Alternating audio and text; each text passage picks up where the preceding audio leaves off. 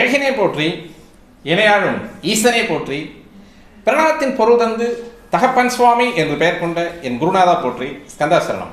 இணையர்களே, எல்லோரும் சுகமாகவும் சந்தோஷமாகவும் இருக்கிறீர்களா? கண்டிப்பாக இருப்பீங்க, இருக்கணும். எல்லோருமே மனசுக்கு நிம்மதியாக வாழ கற்றுக்கலாம். அதுவே வாழ்க்கையின் மிக மருந்து. நீங்கள் நம்ம சேனலுக்கு புதிய பார்வையாளராக இருக்கீங்க அப்படின்றதுனா கண்டிப்பாக நம்ம சேனலுக்கு ஒரு சப்ஸ்கிரைப் பண்ணிக்க. இன்றைய பதிவு நமது நேயர் கேட்ட கேள்வி. ராஜா அப்படின்றவர் கேட்டிருக்காரு, வக்கரம் ஆகி பரிவர்த்தனை அடைந்தால் வக்கர நிவர்த்தியா அப்படின்னு கேட்டிருக்காரு. நல்ல காம்ப்ளிகேட்டடான கேள்வியாக கேட்டிருக்காரு. 2 கிரகங்கள் பரிவர்த்தனையாக இருக்குது. அந்த கிரகங்கள் ஒரு கிரகம் வக்கரமாயிருக்கா, 2 கிரகம் வக்கரமாயிருக்கா அப்படின்றத அவர் சொல்லலை. ஆக்சுவலாக 2 கிரகங்களுமே வக்கரமாகிறது அப்படின்றது ஒரு நிலைப்பாட்டில் இருக்குது. ஒரு கிரகம் மட்டும் வக்கரமாகிறது அப்படின்றது இன்னொரு கிரகம் வக்கரமாகாமல், 2 பரிவர்த்தனை இருக்கக்கூடிய கிரகங்கள் ஒன்று வக்கரமாகி இன்னொன்று வக்கரமாகாமல் இருக்கிறது அப்படிங்கிறது ரெண்டுமே எடுக்கலாம். முதல்ல வக்கரம்னா என்ன அல்லது பரிவர்த்தனைனா என்ன, இதில் 2 டாபிக் இருக்கு இல்லையா? இப்போ அதை 2 டாபிக் எடுத்து பேசணும் அப்படின்ற ஒரு சூழ்நிலைக்கு தான் இந்த கேள்வி இருக்கு. வக்கரமாகி பரிவர்த்தனை அடைந்தால் வக்கர நிவர்த்தியா அப்படின்றத இதில் 2 இருக்குது. வக்கரம் இருக்குது, பரிவர்த்தனை இருக்குது. பரிவர்த்தனை அப்படின்றத முதல்ல எடுத்து பேசிடுவோம். பரிவர்த்தனை அப்படின்னா என்ன? 2 கிரகங்கள் தத்தம் வீடுகளை மாற்றிக்கொள்வது அப்படின்றது. அதாவது 2 ஆட்சியான வீடுகள், 2 ஆட்சியான கிரகங்கள் தனது வீடுகளை மாற்றிக்கிறது. உதாரணமாக மேசராசியில் ஆட்சியாக இருக்கக்கூடிய செவ்வாயும் துலா ராசியில் ஆட்சியாக இருக்கக்கூடிய சுக்கிரனும், அது ஒரு சுக்கிரனும். இந்த சுக்கிரன் மேசராசிக்கு போகிறதும், மேசராசியில் இருக்கக்கூடிய செவ்வாய் துலா ராசிக்கு போகிறதும் ஒரு பரிவர்த்தனை. இங்கே ஆட்சி செவ்வாய் அப்படின்னு சொல்லக்கூடிய இடத்துல இருக்கக்கூடிய செவ்வாய் இந்த இடத்துல இருக்கிறதும், இங்கே ஆட்சியாகக்கூடிய சுக்கிரன் அந்த இடத்துக்கு போகிறதும் அப்படின்றது 2 போர்ட்ஃபோலியோ இருக்கக்கூடிய கிரகங்கள். அதாவது 2 வீடுகள் இருக்கக்கூடிய கிரகங்கள் பரிவர்த்தனையில். இதில் ஒரு முக்கியமான விஷயத்தை நம்ம கவனிக்கணும். இது முதலே சொல்லிடுறேன் ஆரம்பத்திலேயே. இப்படி 2 கிரகங்கள், இதுக்கு செவ்வாய்க்கு 2 வீடு மேஷம் விருட்சகம், சுக்கிரனுக்கு ரிஷப துலாம், இப்படி 2 வீடுகள் இருக்கு. இந்த 2 வீடுகள் இருக்கக்கூடிய கிரகங்கள் பரிவர்த்தனையாகும் போது ரொம்ப உன்னிப்பாக கவனிக்கக்கூடிய ஒரு விஷயம், இந்த இடத்துல ராகு கேதுக்கள் இல்லாமல் பார்த்துக்கணும்.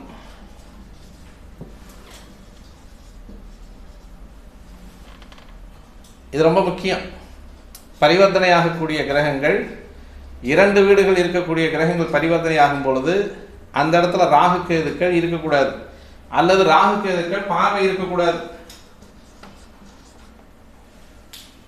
ராகுனுடைய 8, 9, 10, 11 பார்வையில் வந்துடக்கூடாது. அதே மாதிரி இந்த ராகு 1, 2, 3, 4, 5 திரிகோணத்தில் சம்பந்தப்பட்டக்கூடாது. பரிவர்த்தனை யோகம் செல்லாது. ரொம்ப முக்கியமாக பார்க்கணும். இதில் தான் எல்லாருமே ஏமாந்துடுறோம். இப்போ 2 கிரகங்கள் இங்கே ஆட்சி அப்படின்னு நம்ம எடுக்கிறோம். இங்கே சுக்கிரன் ஆட்சி, இங்கே செவ்வாய் ஆட்சி அப்படின்னு நம்ம எடுக்கிறோம்.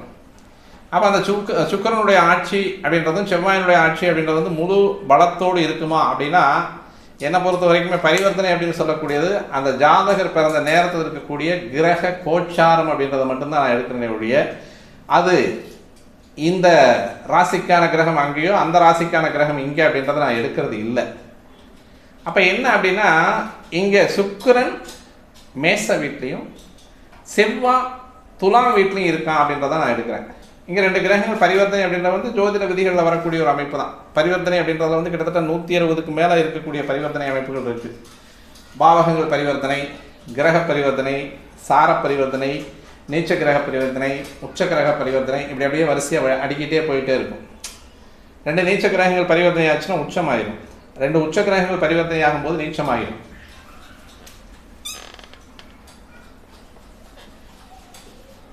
இதே செவ்வாய் குரு, இங்கே குரு,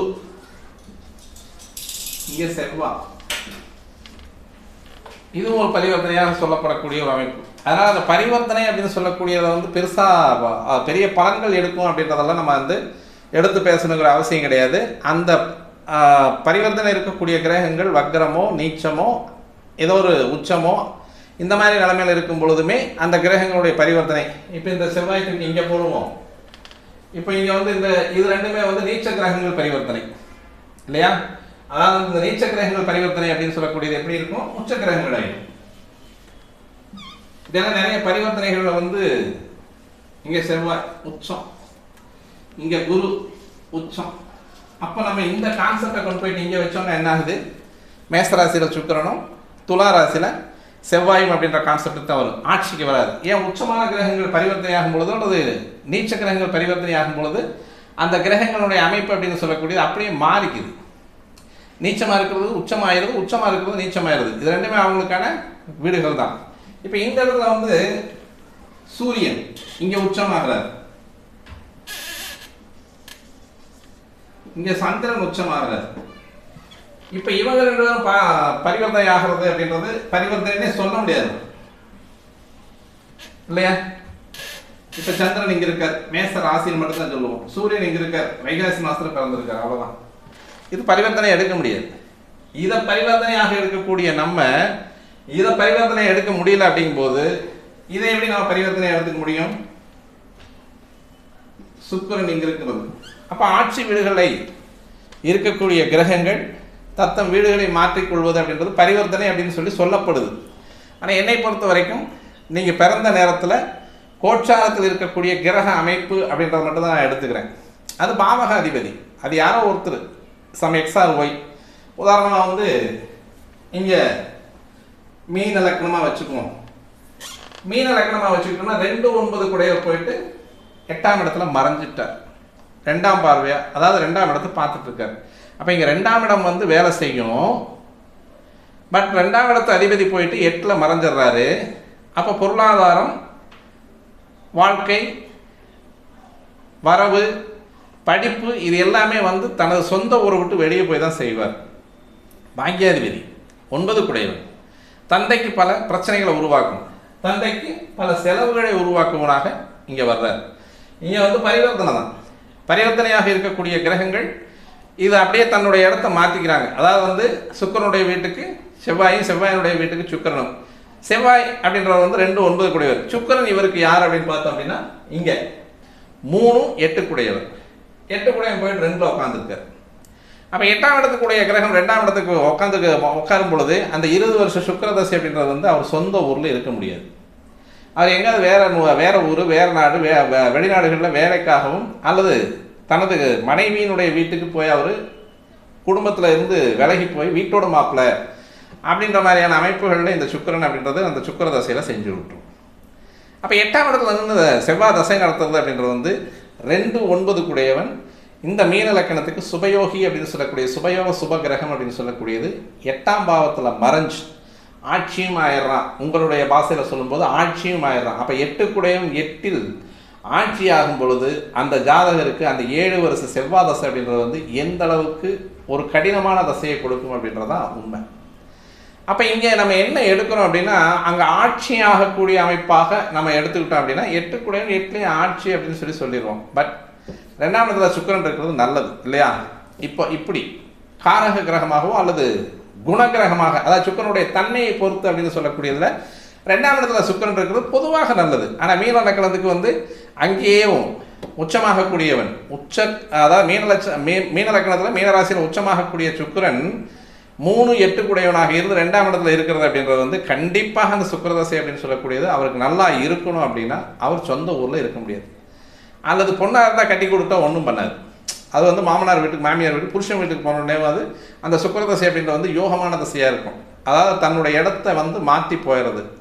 அதேமாதிரி ஆண்களுக்கு இந்த மாதிரி மீச்சுவலாக இருக்கக்கூடிய அமைப்பு அப்படின்னு சொல்லக்கூடியது பரிவர்த்தனையில் இருந்தது அப்படின்னா இந்த பரிவர்த்தனை கிரகத்தில் இருக்கக்கூடிய செவ்வாய் தசையும் 2-9 கூடிய தசை வந்து 8ல் போய் நின்று தசை நடத்தும் பொழுது ஒரு கடினமான ஒரு தசையை நடத்தக்கூடிய ஒரு அமைப்பில் கொண்டு வந்து சேர்த்தோம்.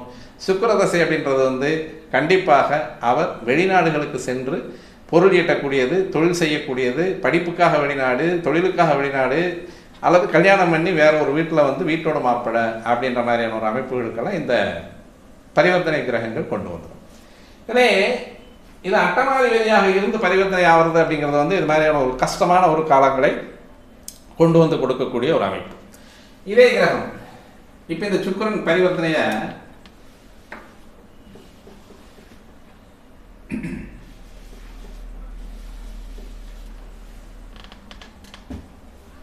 இங்க செவ்வாய் உச்சமடைகிறது.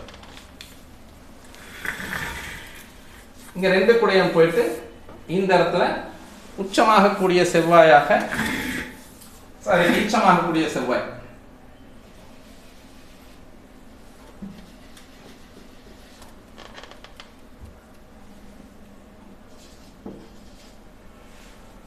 அதே சந்திரன் இங்க இந்த அமைப்பும் இந்த மீன லக்னத்துக்கு சரியில்லாத அமைப்பு. ஆனால் ஒரு வகையில பாக்கியாதிபதி பஞ்சமஸ்தானத்திலையும் பஞ்சமஸ்தானாதிபதி பாக்கியஸ்தானத்தில் இருக்கிறது அப்படின்றது வந்து ரெண்டுமே வந்து பலம் இழந்த கிரகங்களாக இருக்கும் பொழுதும் இது ஓரளவுக்கு வந்து அந்த சந்திர தசையும் செவ்வாய் தசையும் அப்படின்னு சொல்லக்கூடிய ஓரளவுக்கு நன்மையை தரக்கூடிய தசைகளாக இருக்கும். பெருசாக வந்து நமக்கு பாதிப்பை தராத ஒரு வகையில் ரெண்டுமே வீக் ஆயிட்டாலும் இது ரெண்டுமே வந்து அது அந்த செவ்வாயினுடைய அமைப்பு அப்படின்றது வந்து நீச்சத்தன்மையுடையதாகவும் சந்திரனுடைய அமைப்பு அப்படின்றது வந்து நீச்சத்தன்மையுடையதாகவும் இருக்கும்.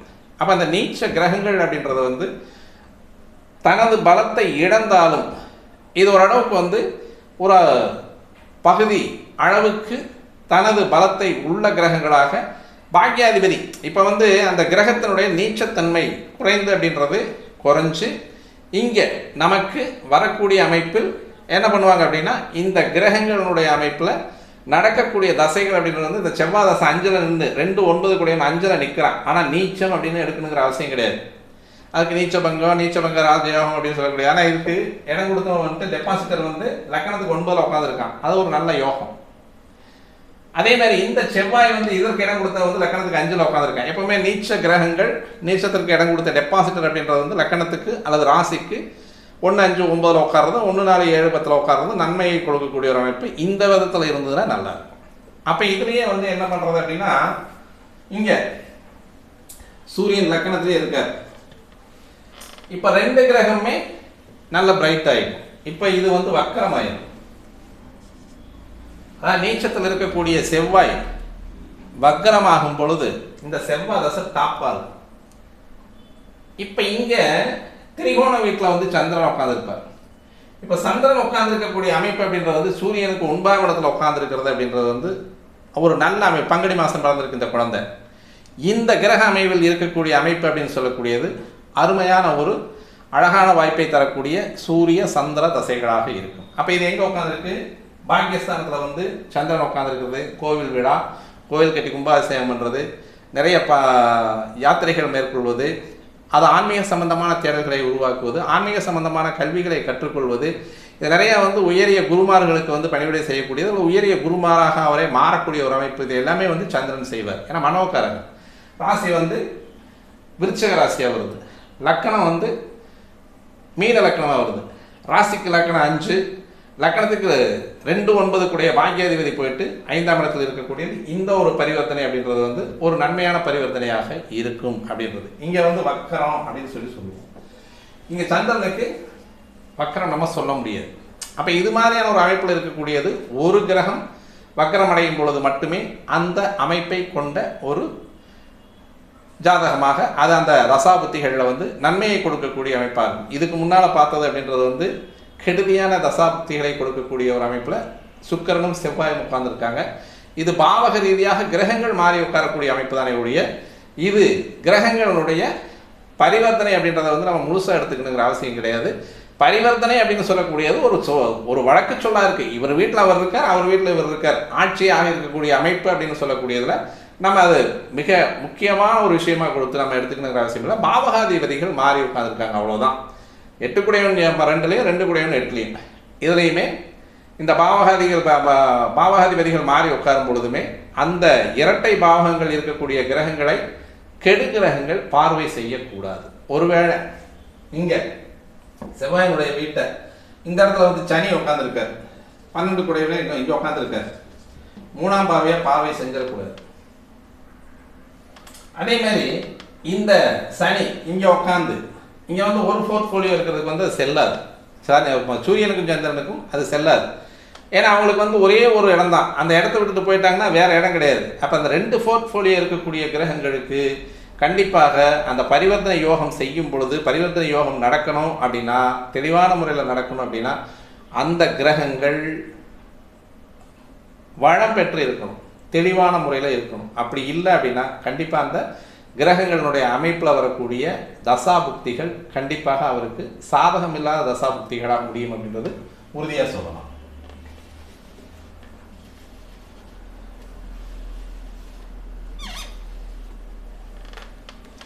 அடுத்து பார்த்தோம் அப்படின்னா விருச்சிக லக்னம். விருச்சிக லக்னத்துக்கு குரு 2-5 குடையவர். இந்த குரு 2-5 குடையவர் போயிட்டு இந்த குருவினுடைய வீட்டில் சனியும் சனியினுடைய வீட்டில் குருவும், இங்கே குரு இங்கே சனி. இப்போ நம்ம எடுத்துக்கிறது எங்க பஞ்சமாதிபதி பஞ்சமஸ்தானத்தில் 2 குடையவன் ஆட்சியாக இருக்க, அதே மாதிரி வந்து 3-4 குடைய கிரகம் சனியும் ஆட்சியாக இருக்கு அப்படின்னு நம்ம எடுப்போம். இப்போ 4ஆம் இடம் அப்படின்னு சொல்லக்கூடிய இடத்துல குரு இருக்கிறதும் 5ஆம் இடத்துல சனி இருக்கிறது அப்படின்றது வந்து இப்போ பாவக ரீதியாக எடுக்கும்பொழுது, அதாவது பாவக ரீதியாக பரிவர்த்தனையாக இருக்காங்க. ஆனால் பாவக ரீதியாக எடுக்கும்போது 5ஆம் இடம் சனி அப்படின்னு சொல்லக்கூடியது கொஞ்சம் கடுமையான ஒரு விஷயத்தை கொடுக்கக்கூடியதாக இருக்கும். 2 கூடைய கிரகமும் 4 கூடைய கிரகமும் 4ஆம் இடம் அப்படின்னு சொல்லக்கூடிய கேந்திர ஸ்தானத்திலையும் இந்த கிரகம் போய் அமர்வது அப்படின்றது வந்து பெருசாக வந்து நமக்கு நன்மையை தரக்கூடிய அமைப்பாக இருக்காது. ரெண்டுமே சேர்ந்து வரக்கூடிய தசைகளாக இருக்கும். அந்த சேர்ந்து வரக்கூடிய தசைகள் குரு தசை 16 வருஷம் வரும், அதற்கடுத்து அப்படியே 19 வருஷம் சனி தசை வரும். இந்த அமைப்பில் வரக்கூடிய அந்த 2-5 கூடையனுடைய தசையும் 3-4 கூடையனுடைய தசையும் சுமாரான தசை வருடங்களாகவே அவருக்கு போயிடும். கிட்டத்தட்ட வந்து 35 வருஷம் அதில் வீணாக போயிடும். அப்போ இது மாதிரியான ஒரு அமைப்பில் வரக்கூடிய லக்கணங்கள் அந்த பரிவர்த்தனை யோகங்களில் கண்டிப்பாக பலன் அளிக்குமா அப்படின்னா, அந்த பலன் அளிக்கணும் அப்படின்னா இடமாற்றம் கண்டிப்பாக கொடுக்கும். எப்போவுமே இந்த பரிவர்த்தனை கிரகங்கள் இடம் மாறி உட்கார்ந்தா அந்த தசாபுக்திகளில் நல்ல பலனை கொடுக்கக்கூடிய ஒரு அமைப்பாக இருக்கும். பரிவர்த்தனை அடைந்த கிரகங்கள் தசை நடத்த ஆரம்பிச்சிருச்சு அப்படின்னா கண்டிப்பாக நம்ம என்ன பண்ணணும், இடத்த மாற்றிடணும்.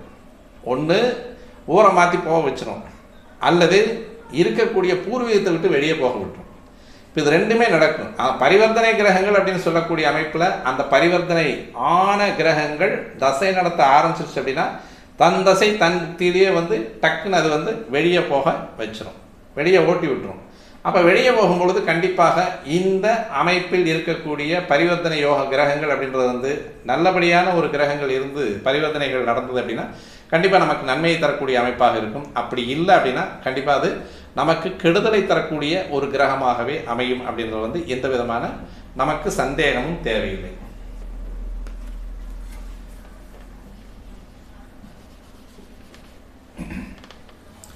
அடுத்து பார்த்தோம் அப்படின்னா இங்க லக்னம் வந்து துலா லக்னம். துலா லக்னத்துல வந்து இங்க சந்திரன் உட்கார்ந்துருக்கார்.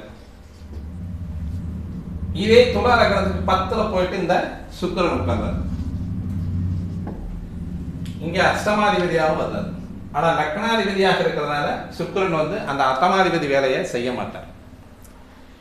இங்க தொழிற்காரகன் அப்படின்னு சொல்லக்கூடிய சந்திரன் வந்து இங்க உட்கார்ந்துருக்கார். இங்க நீச்சமாகல, இந்த சந்திரன் இங்க நீச்சமாகல, இங்க சுக்கிரன் அப்படின்னு சொல்லக்கூடியது இப்போ கிட்டத்தட்ட வந்து சுக்கிர தசை 20 வருஷம், அதுக்கடுத்து வந்து சூரிய தசை, அதுக்கடுத்து வரக்கூடிய சந்திர தசை.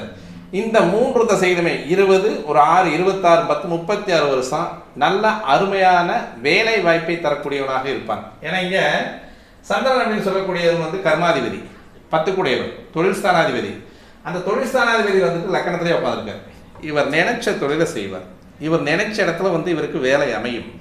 ஒருவேளை 10ல் உண்மையிலே ஒரு கிரகம் இருந்தால், எப்பவுமே ஒரு ஜாதகருக்கு 10ல் ஒரு கிரகம் இருந்ததுன்னா அவருக்கு அரசாங்கத்தின் சலுகை உள்ள வேலைகள் நிறைய கிடைக்கும், அரசாங்க மானியம் உள்ள வேலைகள் நிறைய கிடைக்கும். அரசாங்கத்தில் வந்து இவர் வந்து நிறைய கான்ட்ராக்ட் எடுத்து வேலை செய்யறதுக்கான வாய்ப்புகள் இருக்கு. பெரிய பெரிய மால், அதே மாதிரி வந்து பெரிய பெரிய பிஸ்னஸ் பண்ணுறதுக்கு வந்து அரசாங்கத்தினுடைய உதவியோடு, அரசாங்கத்தினுடைய ஒரு ஆதரவோடு இவர் வந்து தொழில் செய்வதற்கான வாய்ப்புகளை நிறையவே கொடுக்கும், அல்லது அரசாங்க வேலையை இவர் கொடுக்கும். உயர்கல்வி, உயர் பதவி, இது எல்லாமே அரசாங்கத்தை அனுசரித்தே வரக்கூடிய ஒரு அமைப்பாக இந்த 10ஆம் பாவம் அப்படின்னு சொல்லக்கூடிய இடம் செயல்படும். அப்போ இந்த லக்னாதிபதி போயிட்டு 10ல் உட்காரும் பொழுது, 10ஆம் இடத்ததிபதி லக்னத்தில் உட்காரும் போது இந்த பாவக மாற்றங்கள் இருக்கக்கூடிய கிரகங்கள் அப்படின்னு சொல்லக்கூடியது நல்ல அருமையான ஒரு அமைப்பை கொண்ட ஒரு ஜாதகங்களாக இருக்கிறதுக்கான வாய்ப்புகள் கண்டிப்பாக இருக்கு. இப்போ இந்த இடத்துல வந்து இப்போ இந்த இடத்துல செவ்வாயும் குருவும் எடுத்துக்கிறாங்க. இதுல இன்னொரு விஷயம் என்னன்னா, பரிவர்த்தனை ஆகி உட்காரக்கூடிய கிரகங்களுடைய வீடுகள் எதிரி வீடுகளாக இருக்கக்கூடாது. அது வந்து செவ்வாய் வந்து ஒருவேளை கும்பராசியில் போய் உட்காந்துட்டா அது ஆகாது. சனி மேசராசியில் போய் உட்காந்துட்டா நீச்சமாகி போயிடும். இப்போ சனியில் அதாவது வந்து மேசத்துக்கும் கும்பத்துக்கும் இங்கே இருக்கக்கூடிய சனி இங்கே போயிட்டு இங்கே இருக்கக்கூடிய செவ்வாய் இங்கே வந்து உட்காந்தார் அப்படின்னா பாதகாதிபதி கும்பராசியிலும் இது ஒரு பரிவர்த்தனை. சனி நீச்சமாகி செவ்வாய் இங்கே 11ஆம் இடம் அப்படின்னு சொல்லக்கூடிய இடத்துல இது வந்து காலபுருஷ தத்துவத்தின் பாதகாதிபதி அப்படின்னு சொல்லக்கூடியவன் சனி.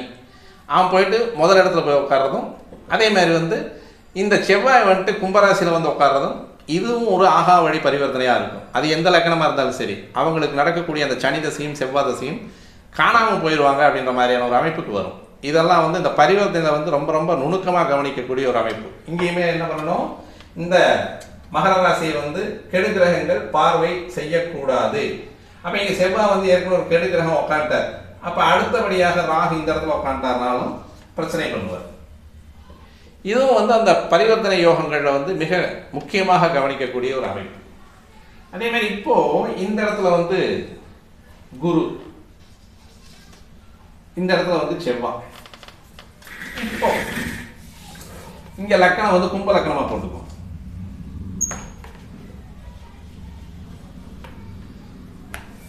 கும்ப லக்கணத்துக்கு 3, 10 குடையவன் செவ்வாய் 11ஆம் இடம் அப்படின்னு சொல்லக்கூடிய லாபஸ்தானத்தில். கும்ப லக்கணத்திற்கு 11, 2 கூடைய குரு 10ஆம் இடம் அப்படின்னு சொல்லக்கூடிய கர்மஸ்தானத்தில் தொழில் ஸ்தானத்தில் போய் உட்கார்றது. இது ஒரு அருமையான அழகான ஒரு பரிவர்த்தனை. கும்ப லக்கணத்துக்கு வந்து இந்த செவ்வாய் அப்படின்னு சொல்லக்கூடியவர் இந்த செவ்வாயினுடைய அமைப்பு அப்படின்றது வந்து 3, 10 கூடையவனாக வர்றார். அதே மாதிரி வந்து இந்த குரு அப்படின்னு சொல்லக்கூடிய 11, 2 கூடையவனாக இருக்கார். இந்த 16 வருட குரு தசையும் 7 வருட செவ்வாய் தசையும் இவருக்கு வந்து அந்த ஜாக்பாட் லாட்டரி யோகம் அப்படின்னு சொல்கிறோம் இல்லையா, எதை தொட்டாலும் தொட்டதெல்லாம் பொண்ணு அப்படின்னு சொல்லக்கூடிய அமைப்பில் இந்த 2 கிரகங்களுடைய அமைப்பு அப்படின்னு சொல்லக்கூடியது. அதாவது வந்து லாபஸ்தானாதிபதி லாபஸ்தானத்துக்கு 12ல் போய் மறைகிறார். ஆனால் அது எந்த பாவம்? தொழில் பாவம். அப்போ தொழில் பாவாதிபதி லாபஸ்தானத்தில் வந்து உட்கார்றார். அப்போ இவருக்கு நடக்கக்கூடிய ஒவ்வொரு செவ்வாய் புக்தியும் ஒவ்வொரு குரு புக்தியும் எந்த தசை நடந்தாலும் அந்த 2 புக்திகளும் வரக்கூடிய அமைப்பு. குரு தசை 16 வருஷம், செவ்வாய் தசை 7 வருஷம். இந்த கும்ப லக்கணத்திற்கு இந்த அமைப்பு அப்படின்னு சொல்லக்கூடியது மிக மிக அற்புதமான யோகங்களை தரக்கூடிய அமைப்பாக இருக்கும். இப்போ இவருக்கு இது யோகங்களை தரக்கூடிய அமைப்பாக இருக்கக்கூடியது. சனியினுடைய அமைப்பு எங்கேயோ ஒரு பக்கம் இருக்கார், விட்டுருவோம். சரி, இப்போ சனி வந்து லக்கணத்திலே இருக்கார். அப்போ லக்கணாதிபதி ஸ்ட்ராங்கு சொல்லிடலாமா? அப்போ இந்த சனியினுடைய அமைப்பு அப்படின்னு சொல்லக்கூடியது லக்கணாதிபதி லக்கணத்திலே இருக்கும் பொழுதும் இந்த இடத்துல நமக்கு வந்து இவர் பிறக்கக்கூடிய அமைப்பு அப்படின்றது வந்து இது சித்திரை, வைகாசி, ஆனி, ஆடி இந்த 4 மாதங்களில் பிறந்திருந்தா வக்ரமாயிருவார். 2 பேருமே வக்ரமாயிருவாங்க. இங்க சூரியன், இங்க குரு வக்ரமாயிருவார், இங்க செவ்வாய் வக்ரமாயிருவார். அப்ப இங்க சூரியன் இங்கேயும் வக்ரமாயிருவார், இவரும் வக்ரமாயிருவார். அப்ப நம்ம முன்னால சொன்ன பலன்கள் எல்லாமே நேர் மாறாக நடக்கக்கூடிய, அதாவது குணங்களில் மாறாக. அதாவது வந்து குரு வந்து தன்னுடைய குணத்தை மாற்றிடுவார், தன்னுடைய இயல்பு நிலையிலிருந்து மாறிடுவார். அதே மாதிரி வந்து செவ்வாய் தனது இயல்பு நிலையிலிருந்து மாறிடுவார். அப்போ இயல்பு நிலையிலிருந்து மாறிடுவார் அப்படின்னா பாவகாதிபதியாக மாறுவாரா, தனது குணக்காரகத்துவத்தோடு மாறுவாரா? அதான் 2 பாயிண்ட் அந்த இடத்துல வந்து. அதாவது வந்து குணம் அப்படின்னு சொல்லக்கூடிய செவ்வாய்க்கு அவசரம், வேகம், ஓட்டம், ரத்த ஓட்டம், இளந்தாரி, அதாவது வந்து இளமை அப்படின்னு சொல்லக்கூடிய துள்ளல், இது எல்லாமே இருக்கக்கூடியது வந்து செவ்வாயினுடைய அது போர் குணம், முந்தி போகிறது எல்லாமே. குரு சாதகமாக சாவகமாக மற்றவங்களை வந்து அனுசரித்து போகக்கூடிய ஒரு அமைப்பு, இது எல்லாமே செய்யக்கூடிய ஒரு அமைப்பில் இருக்கக்கூடிய கிரகங்கள் தனது குணக்காரகத்துவங்களை மாற்றிக்கொள்வார்கள். அப்போது நம்ம முதல்ல சொன்ன அதே பாயிண்டில் லாபாதிபதி 10லையும் 10 கூடையும் லாபத்தில் உட்காரும்போது வரக்கூடிய தொழிலில் நல்ல பணம் சம்பாதிப்பார், நல்ல உச்சமான ஒரு வாழ்க்கையை தொடுவார். தொட்ட மாயத்தில் அந்த வாழ்க்கையில் இருக்கக்கூடிய அத்தனை செல்வாக்கையும் இழந்துருவார். இதுதான் இந்த பரிவர்த்தனையில் வரக்கூடிய வக்ர கிரகங்கள் செய்யக்கூடிய ஒரு அமைப்பு. நல்லா சம்பாதிப்பார். அருமையான சம்பாத்தனை நல்லா சம்பாரிச்சதெல்லாம் அதே தசையில் தொலைக்கிறது அப்படின்றது இதுதான். இதில் இன்னுமே கெடுகிரகங்கள் பார்வை அப்படின்னு சொல்லக்கூடியது, கெடுகிரகங்கள் கலப்பு அப்படின்னு சொல்லக்கூடியது. பொதுவாக இது நண்பர்கள் வீடு. இங்கே சூரியன் இங்கே அவருடைய வீட்டில் இருந்தாலும் ஒரு கிரகம் வக்கரமாயிரும்.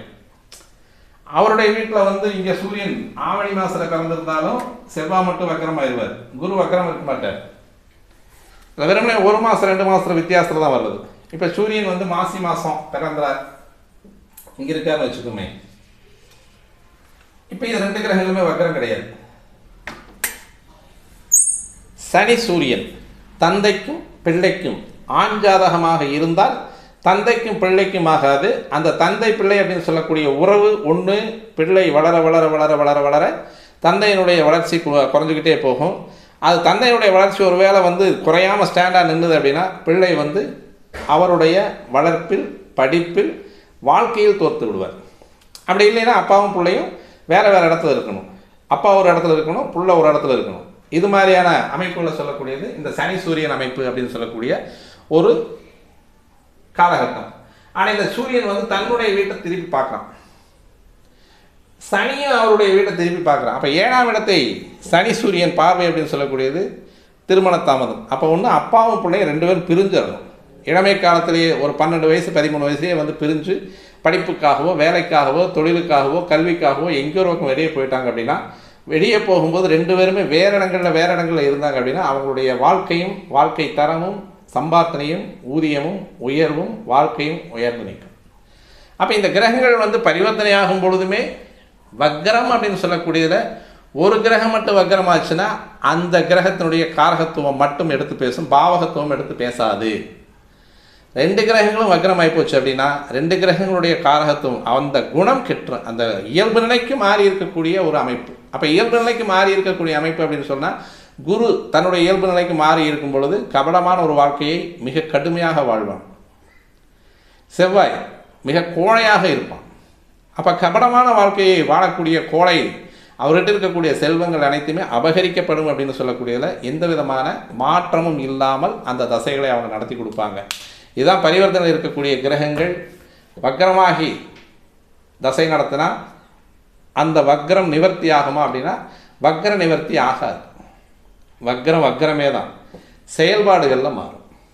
பாவக ரீதியாக கொடுக்க வேண்டிய பலனை கொடுத்து எடுக்க வேண்டிய பொருளாதாரத்தை எடுத்துகிட்டு போவாங்க. எப்படி கொடுத்தாங்களோ அப்படியே எடுத்துகிட்டு போயிடுவாங்க.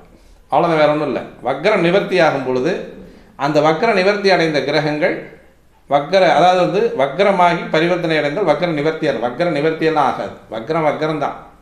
அந்த வக்ரத்தில் மாற்றமே கிடையாது. அந்த வக்ரம் என்ன பண்ணும் அப்படின்னா வக்ரமில்லாத கிரகங்களுடைய பாவக பலன்கள் அப்படியே நடக்கும். அதாவது பரிவர்த்தனை பலன்கள் அப்படியே நடக்கும். இந்த செவ்வாயும் குருவும் பரிவர்த்தனையாக இருக்கும் கும்பலக்கணத்திற்கு 10 கூடியன் 11 11 கூடியன் 10 இருக்கக்கூடிய அமைப்பு அப்படியே நடக்கும். தனக்குத்தானே தன் தலையில் மண்ணை வாரி கொட்டிக்கொள்ளக்கூடிய ஒரு யானை போல அந்த நபர் செயல்படுவார். என்ன சம்பாதிச்சாரோ அது அத்தனையும் அப்படியே விட்டுட்டு அந்த தசை முடியும் பொழுது எப்படி ஆரம்பிச்சதோ, எப்படி கோலாகலமாக ஆரம்பிச்சதோ, எவ்வளோ படபடமாக இருந்ததோ, எவ்வளோ ஆடம்பரமாகவும் எல்லோரும் தெரியக்கூடிய வாழ்க்கையில் அந்த மனிதன் வாழ்ந்து கொண்டு இருக்கக்கூடிய அமைப்பில் செவ்வாய் தசையாக இருந்தாலும் 7 வருஷத்தில் சம்பாதிப்பார். அந்த கடைசி 7ஆவது வருஷத்தில் தொலைச்சிடுவார். குரு தசையாக இருந்ததுன்னா அந்த 16 வருஷத்தில் கிட்டத்தட்ட 15 வருஷம் சம்பாதிப்பார். கடைசி ஒரு வருஷத்தை தொலைச்சிட்டு வெளியே வந்துடுவார். குரு தசை ராகு புக்தியில் முழுமையாக முடிச்சுட்டு தான் அந்த ஜாதகரை அப்படியே பிரட்டி போட்டு அலையடித்த மாதிரி ஒரு சூறாவளியும் ஒரு சுனாமியும் வந்த மாதிரி அந்த ஜாதகரை வாழ்க்கையில் முடிச்சு விட்டுட்டு தான் வெளியே போயிடுவாங்க. இதுதான் வக்ரகதியில் இருக்கக்கூடிய கிரகங்கள் பரிவர்த்தனையாகி தசை நடத்தக்கூடிய ஒரு அமைப்பு அப்படின்றத சொல்லி முடித்து நம்ம இந்த வீடியோ முடிச்சுக்கலாம். மீண்டும் நல்லதொரு பதிவோடு உங்களை சந்திக்க வருகிறேன் நண்பர்களே. நன்றி, வணக்கம்.